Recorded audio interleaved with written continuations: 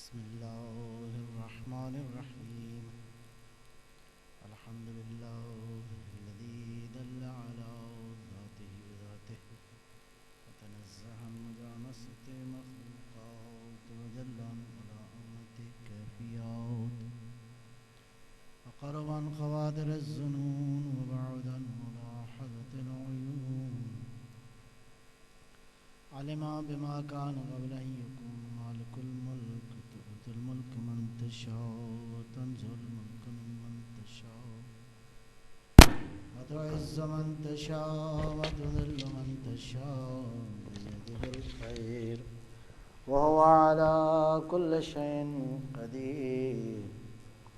والصلاة والسلام على سيدنا أشرف الأنبياء والمرسلين سيد الأبرار ونخبة الأخيار زين الرسالة والنبوة ينبوع الحكمة والفتوة نبي الأنبياء وسفي الأصفياء والذي بنوره استضاءت الأنوار واستنتارت الشموس والأقمار وبظهوره تجلت الأسرار الذي في السماء اسمه أحمد وفي الأرض بالقاسم محمد صلى الله عليه وعلى علي ابن عمه كاشف غمه سيد الأولياء والأوصياء أسد الله الغالب غالب على كل غالب الذي حبه فرض على الحاضر والغائب مولانا بالسبتين أمير المؤمنين علي بن أبي طالب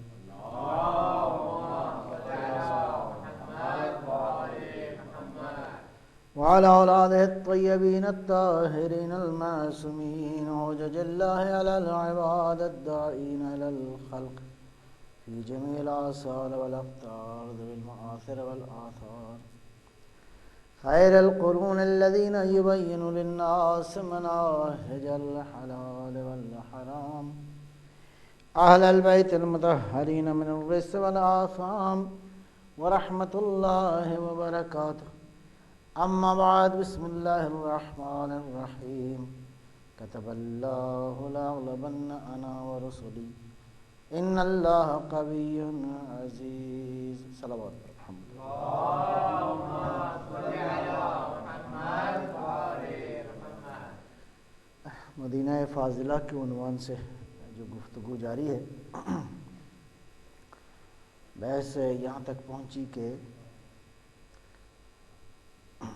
کسی بھی معاشرے کی تشکیل میں کون سی چیزیں اہم ہیں، اور اس کے بعد اگلا نقطہ یہ ہے کہ کسی بھی معاشرے کے استحکام اور اس کو قائم رہنے کے لیے جن بنیادی ستونوں کی ضرورت ہے، جن بنیادی پلرز کی ضرورت ہے جس پہ معاشرہ قائم رہتا ہے، وہ بنیادی طور پہ 5 ستون اہم ہیں۔ وہ 5 ستون جس پہ معاشرہ قائم رہتا ہے، سب سے پہلی بنیادی اکائی جو ہے وہ ہے خاندان۔ خاندان پہلا یونٹ ہے جس سے معاشرے کا آغاز بھی ہوتا ہے اور معاشرے قائم بھی رہتے ہیں۔ دوسرا نقطہ جو اہم ہے وہ ہے روایات، ٹریڈیشنز کا ایک سیٹ اپ، جس کو آپ مختلف تعبیرات سے بیان کر سکتے ہیں۔ وہ اجتماعی قراردادیں جس کو آپ سوشل کانٹریکٹ کہتے ہیں، کہ انسان کن روایات اور کن ٹریڈیشنز کے ماتحت جو ہے وہ لوگ زندگی بسر کرتے ہیں۔ یہ 2 باتیں ہو گئی۔ تیسرا نقطہ، کسی بھی معاشرے کو قائم رہنے کے لیے ضروری ہے وہ ہے اس معاشرے کا نظام تعلیم و تربیت۔ ایجوکیشنل سسٹم جو ہے وہ جیسا ہوگا معاشرہ ویسا ہی قائم رہے گا۔ تیسرا نقطہ وہاں کا پولیٹیکل سسٹم ہے۔ اگلا نقطہ، اور اس سے اگلی بات جو ہے جس کی وجہ سے کوئی معاشرہ قائم رہتا ہے وہ اس معاشرے کا اکنامیکل سسٹم ہے۔ دین نے ان سارے موضوعات پہ ایک باقاعدہ رہنمائی فرمائی ہے، جو بات آج تھوڑا سا لے کے آگے بڑھیں گے۔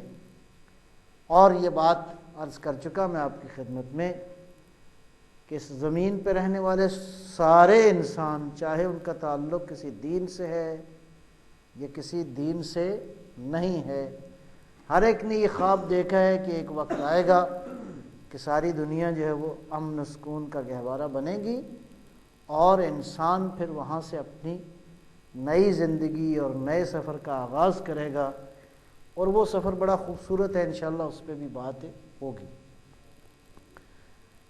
اس کے بعد جو اگلی بات ہے وہ یہ ہے کہ تمام تر اہل مذہب کا ایک بات پہ جمع ہے، ایک نقطے پہ، اور وہ یہ ہے کہ جتنے بھی دین ہیں، جتنے بھی مذاہب ہیں، وہ یہ کہتے ہیں کہ یہ جو معاشرہ قائم ہوگا یہ ضروری ہے کہ کوئی ایسا انسان ہو جو عالم بالا کی طرف سے آئے، وہاں سے تائید شدہ ہو۔ وہ انسان ہے جو کہ بحیثیت انسان بھی کامل تر ہے، اور اس کے پاس انسانوں کی بہتری کا کامل ترین سسٹم بھی موجود ہے۔ یہ پانچوں چیزیں جو ہیں انشاءاللہ ہم تھوڑی تھوڑی بحث کریں گے۔ آج جو نقطہ زیر بحث ہے وہ یہ کہ حضرت امام زمانہ صلوات اللہ وسلامہ علیہ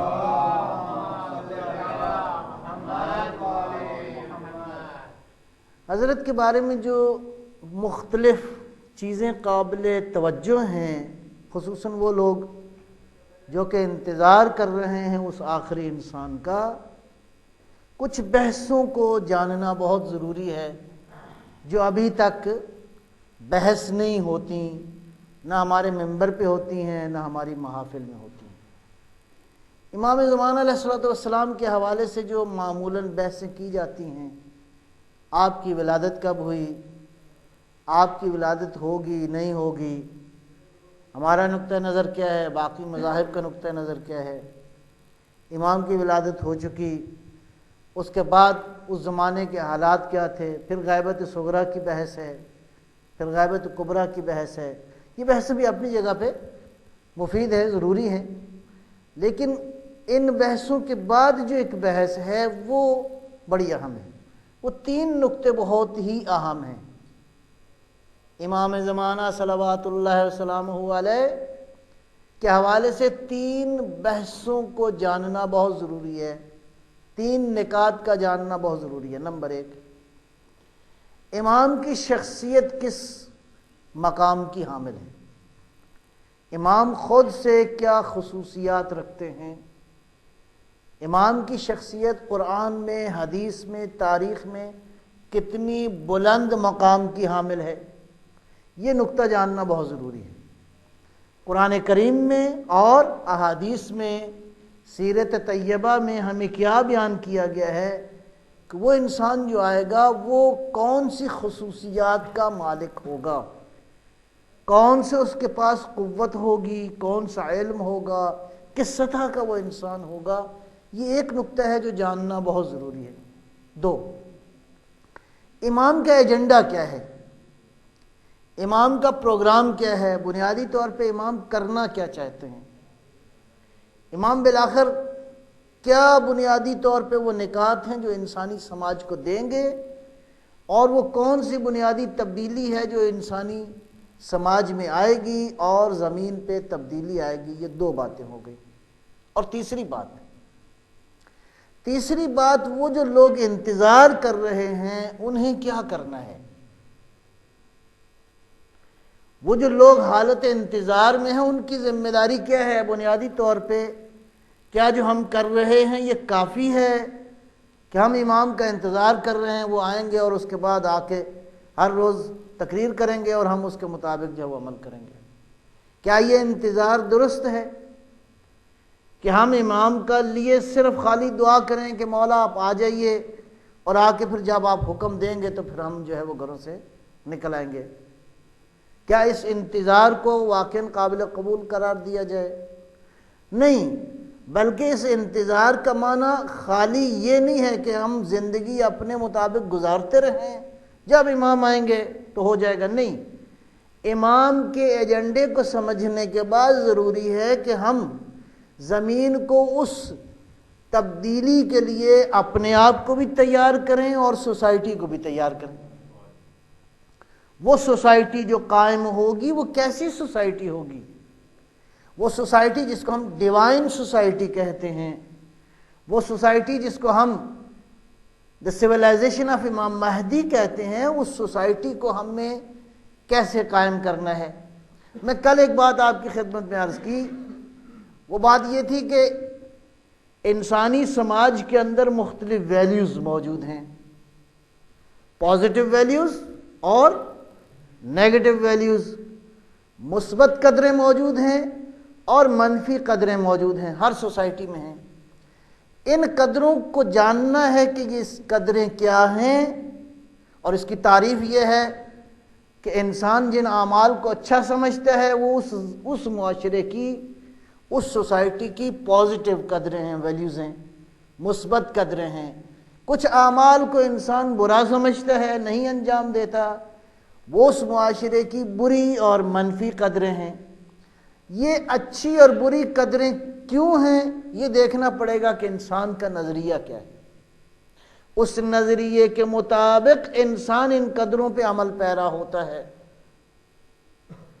اب ایک سوال یہ پیدا ہوتا ہے، وہ یہ کہ انسان مسلسل ترقی کی حالت میں ہے، ہر روز ٹیکنالوجی میں ترقی آ رہی ہے، ہر روز رہن سہن کے انداز میں ترقی آ رہی ہے۔ ابھی اگر آپ جائیں دنیا میں تحقیق کریں تو ابھی انسان اس قابل ہو گیا ہے کہ ریلوے کا ٹریک بچھانے کے لیے آپ کو زحمت کی ضرورت نہیں ہے، مشینیں آئیں گی اور سارا ٹریک بچھا کے تو دو چار چند دنوں کے اندر اندر آپ کو لمبا ایک ٹریک بچھا کے دے دیں گے۔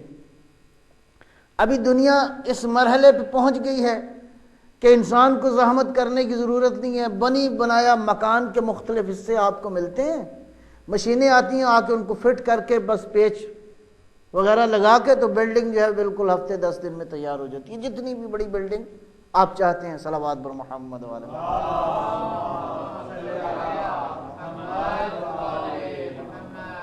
روزانہ میڈیا کی دنیا میں ہم دیکھتے ہیں کہ نئی چیزیں آ رہی ہیں، ٹیکنالوجی کی دنیا میں نئی چیزیں آ رہی ہیں۔ ان تبدیلیوں کے ساتھ انسان اپنے آپ کو کس طرح کوآرڈینیٹ کرے، کس طرح ہم آہنگ کرے کہ انسان انسان بھی رہے اور ان ترقیوں سے استفادہ بھی کرے۔ یہاں پہ بدلتے ہوئے تقاضوں میں جب اگر کوئی یہ کہے کہ آپ کس دین کی بات کرتے ہیں، دین اب گدھے گھوڑے کا زمانہ نہیں ہے،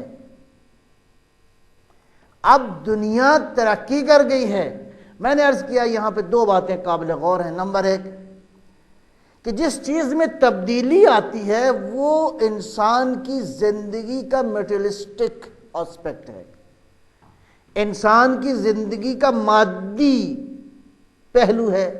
وہ کیا ہے؟ خود انسان میں تبدیلی آتی ہے اس لیے کہ مادہ ہے، یہ عمارتوں میں تبدیلی آتی ہے اس لیے کہ مادہ ہے، ٹرانسپورٹیشن کے وسائل، ٹرانسپورٹیشن کے جتنے وسائل ہیں ان میں تبدیلی آئی ہے، مادہ ہے۔ تبدیلی بھی آتی ہے، جدید بھی ہوتے ہیں، پھر قدیم بھی ہو جاتے ہیں۔ مادہ جدید ہوتا ہے، پھر آہستہ آہستہ کہنا ہو جاتا ہے، اس کے بعد ختم ہو جاتا ہے۔ لیکن جن چیزوں میں تبدیلی نہیں آتی وہ کائنات کی زندگی کی حقیقتیں ہیں، نہ کبھی پہلے بدلی تھی نہ آج بدلی، نہ آئندہ بدلیں گی۔ مثال کے طور پر ان حقیقتوں میں سے ایک حقیقت، انسان اللہ نے گھٹی میں ڈالا ہے خالق نے کہ انسان کوئی ہو جس کی عبادت کرے، جس کی پوجا کرے، کوئی ہو جس کے ذریعے انسان کوئی ایسا عظیم انسان، کوئی ایسا کامل انسان ہو جس کے واسطے سے انسان عالم بالا سے رابطہ رکھے۔ اسی طرح والدین کے حقوق آج سے 1000 سال پہلے بھی ایک حقیقت تھے، آج بھی ایک حقیقت ہیں، رہتی دنیا تک حقیقت رہیں گے۔ زندگی کے بہت ساری حقیقتیں ایسی ہیں جن کو زمانے کے تغیر میں تغیر نہیں آتا، وہ حقیقتیں اپنی جگہ پہ باقی ہیں۔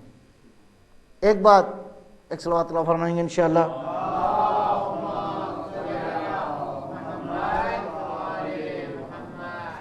نعرہ تکبیر، اللہ اکبر، نعرہ رسالت، یا رسول اللہ، نعرہ حیدری، یا علی، نعرہ صلوات،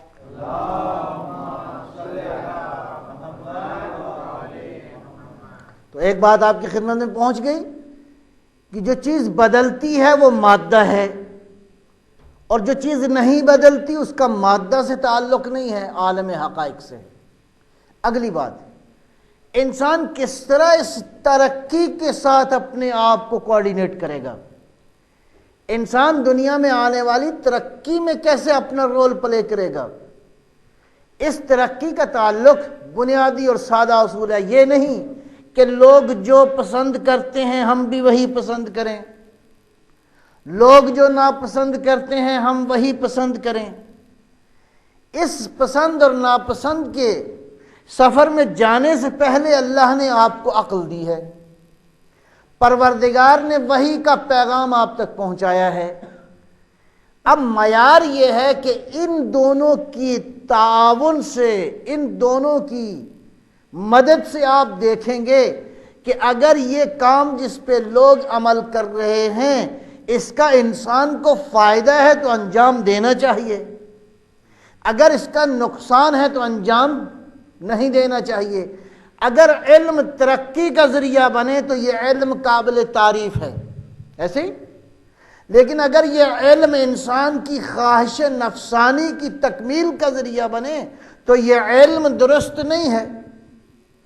جیسے اس کی مثال آپ زندگی میں دیکھتے ہیں، بہت ساری چیزیں، گاڑی اس لیے ایجاد ہوئی کہ اس کو گاڑی کو نیک مقصد کے لیے استعمال کریں، لیکن اگر کوئی اس گاڑی کو استعمال کرے چوری کے مقصد کے لیے تو یہ عمل درست نہیں ہوگا۔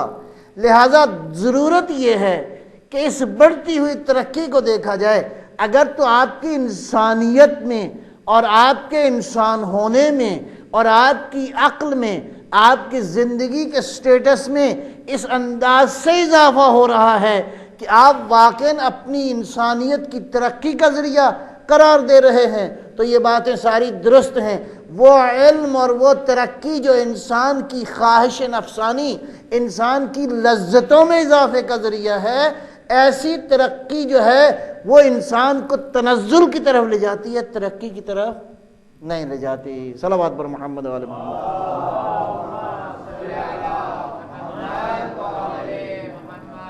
اب میں نتیجے کی طرف اور اس کے بعد پھر بات کو آگے بڑھائیں گے، وہ کیا ہے؟ امام زمانہ صلوات اللہ السلام علیہ صلوات اللہ انشاءاللہ کے بارے میں قرآن کریم میں تقریباً 300 آیات ہیں جی، اور یہ تینوں نقطے بحث کیے گئے ہیں۔ بعض آیتیں ہیں جس میں اس انسان کامل کی تعریف کی گئی ہے کہ وہ کیا ہوگا، کس عظمت کا مالک ہوگا۔ 2 آیات کے اندر امام زمانہ کا ایجنڈا بھی بحث کیا گیا ہے، اور 3 وہ لوگ جو حالت انتظار میں ہیں ان کے فرائض بھی قرآن نے بحث کیے ہیں۔ لہذا ان 300 آیتوں کی معرفت ضروری ہے، اور امام زمانہ کے انتظار میں ضرورت ہے کہ ہم دیکھیں کہ ہمیں کیا کرنا ہے۔ ظاہر ہے کہ ہمیں اپنے آپ کو ہم آہنگ کرنا ہے، اپنے آپ کو ٹیلی کرنا ہے، اپنے آپ کو کوآرڈینیٹ کرنا ہے امام کے ایجنڈے کے مطابق، کہ امام جو تبدیلی لائیں گے وہ کس سطح کی تبدیلی ہوگی، لہذا اپنے آپ کو اس تبدیلی کے لیے تیار کریں۔ ایک بات اسی طرح احادیث اور روایات میں بھی یہ بحثیں 3 نکات ضروری ہیں۔ اور اگلی بات وہ کیا ہے؟ وہ یہ ہے کہ موجودہ نظام جو دنیا کے اندر موجود ہیں، چاہے ان کا تعلق پولیٹیکل سسٹمز کے ساتھ ہو، چاہے ان کا تعلق جو ہے وہ سوسائٹی کے بارے میں مختلف سوشل فلاسفیز کے ساتھ ہو، چاہے اس کا تعلق کسی اکانومیکل سسٹم کے ساتھ ہو، دیکھنا ہے کہ آیا دین کے پاس اور امام زمانہ علیہ الصلوۃ والسلام کے پاس جو پروگرام ہے اس حوالے سے کیا واقعاً دین اس قابل ہے کہ دنیا کی تھیوریز کے مقابلے میں کوئی تھیوری لا سکے۔ اور عزیزان گرامی، اس وقت دنیا کے اندر اہل بیت علیہم السلام کا مذہب سینہ تان کے کھڑا ہے کہ دنیا کی ہر مشکل کا حل ہمارے پاس موجود ہے۔ اور یہ حل کس نے پیش کرنا ہے؟ پہلے مرحلے میں ہم نے سمجھنا ہے اور دوسرے مرحلے میں ہم نے دنیا کو پیش کرنا ہے۔ ایک صلوات اللہ فرمائیں گے انشاءاللہ۔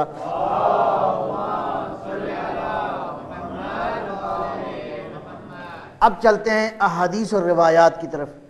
امام سے مربوط مختلف دعائیں بھی موجود ہیں اور مختلف زیارات کا سلسلہ بھی موجود ہے۔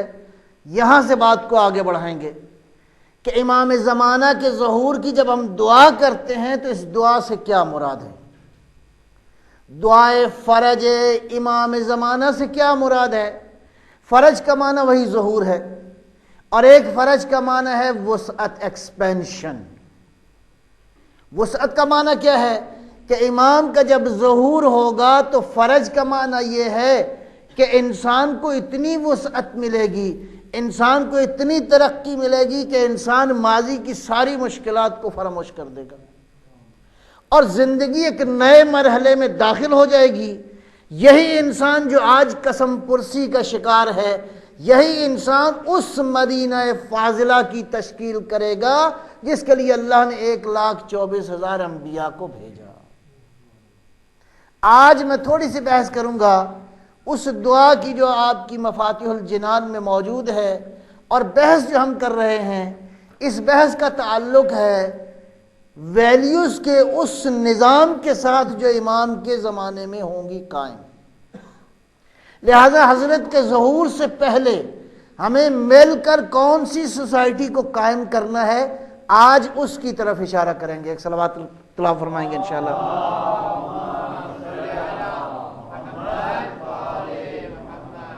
توجہ ہے انشاءاللہ؟ کچھ زیادہ خشک بحث تو نہیں ہوگی؟ ایک صلوات اللہ فرمائیں انشاءاللہ۔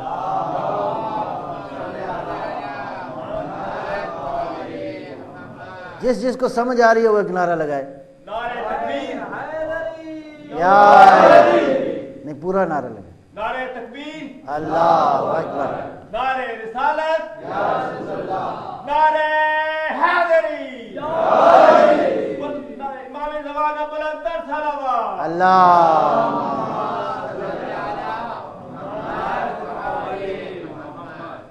کل مولا نے خیبر اکھاڑا تھا، آج بھی خیبر موجود ہے، وہ ہمیں اکھاڑنا ہے، لیکن سٹائل فرق ہو گیا۔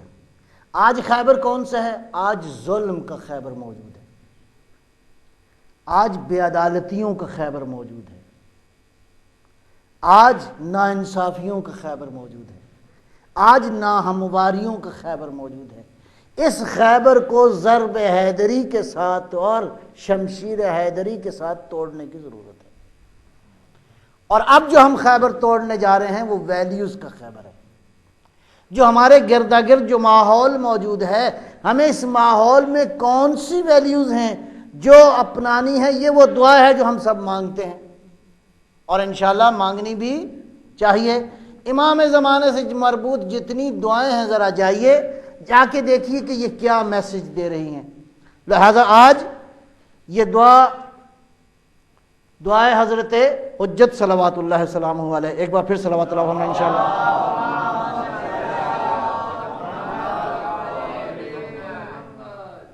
The society we want to establish is this society. وہ معاشرہ جو ہم اور آپ قائم کرنا چاہتے ہیں، پہلی دعا کیا ہے؟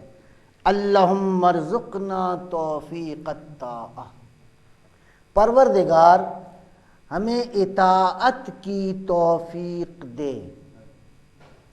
کیا مطلب ہے؟ توفیق کیا ہے اور اطاعت کیا ہے؟ اس کو ذرا سمجھیے۔ توفیق کس کو کہتے ہیں؟ توفیق کا معنی کیا ہے؟ میں آپ کو آپ کی زبان میں سمجھانے کے لیے عرض کروں، اللہ ہمیں توفیق دے۔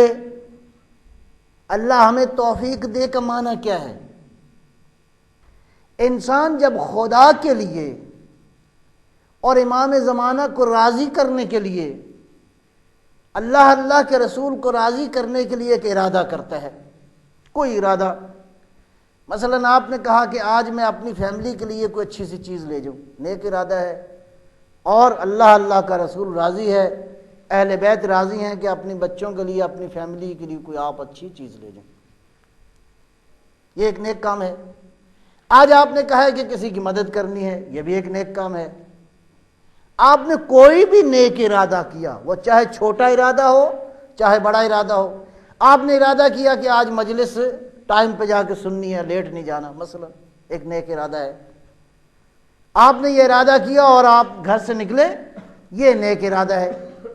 جو بھی انسان ارادہ کرے اور یہ ارادہ کس کے لیے ہو کہ خدا خوش ہو، امام زمانہ خوش ہوں۔ آج کے دور میں کس کو خوش کرنا ہے؟ امام زمانہ صلوات اللہ وسلام علیہ۔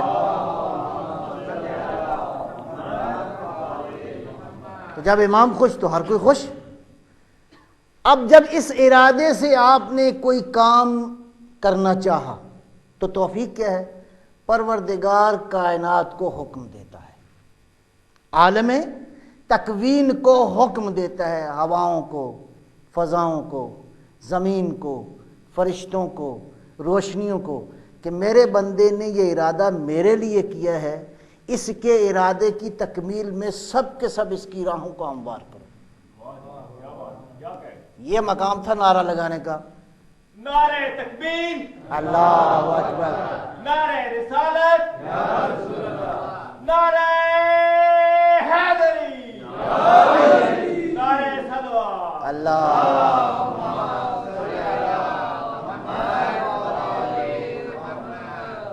نعرہ اس وقت، نعرہ ضروری نہیں کہ خیبر فتح ہو تو نعرہ لگائیں، ہر وہ مقام جہاں پہ کائنات مل کر خداوند عالم کی رضایت کے لیے جمع ہو جائے، وہ مقام واقعی خوشی اور نعرے کا مقام ہے۔ اللہ پروردگار جب انسان ارادہ کرتا ہے تو ہواؤں